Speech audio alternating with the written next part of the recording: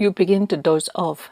You begin to doze off right after sitting at a window seat in the far back of the bus you get on after finally remembering its familiar number. While the shuttle bus is floating towards your room along the most congested part of the route, while announcements about stops and local advertisements are loudly blaring from the speaker, you are dozing off shamelessly. You lean on the shoulder of the passenger next to you and on the window, your head tilting sideways. Your neck hurts in this awkward position. Although it would be better to wake up, your eyelids are being pushed down ruthlessly.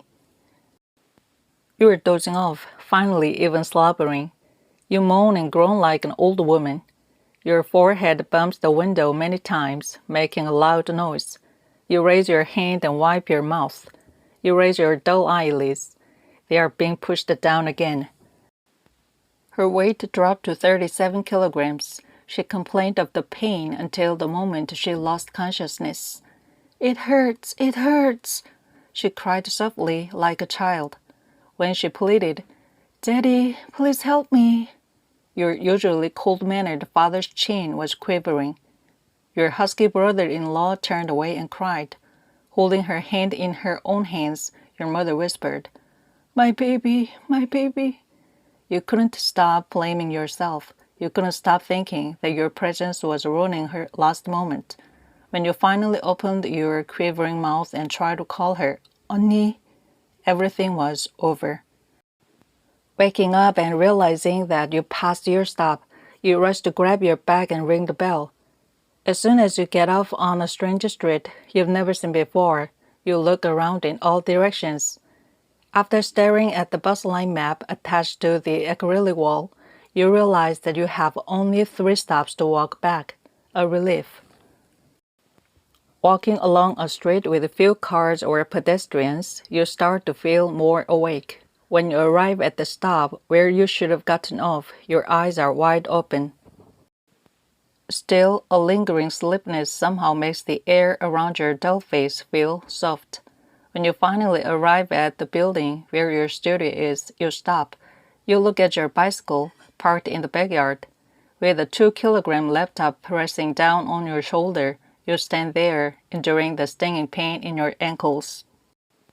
You're looking at your bicycle now because it gave you happiness, because you probably haven't truly loved anything other than riding it.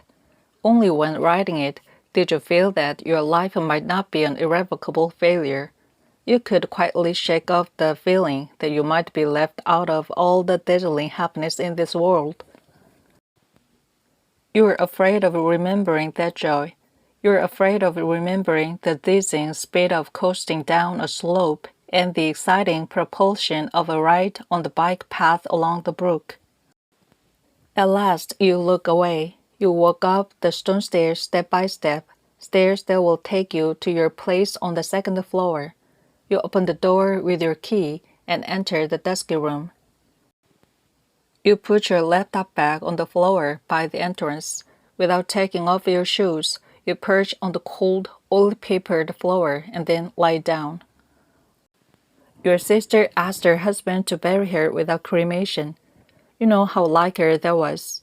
Watching a silly reality TV show together as children, you saw a dead man come back to life in his coffin, and she whispered to you, "Goodness, how fortunate! What if they had cremated him?" Your father, who has a heart condition, went home with his sister and her husband right after the funeral. Your mother, who went up to the graveside with her brother-in-law's help, collapsed to the ground many times until the coffin had been lowered into the grave. You badly sprained your ankle, helping your mother down the hill, and swallowed your scream so that nobody would be bothered by such a trifle.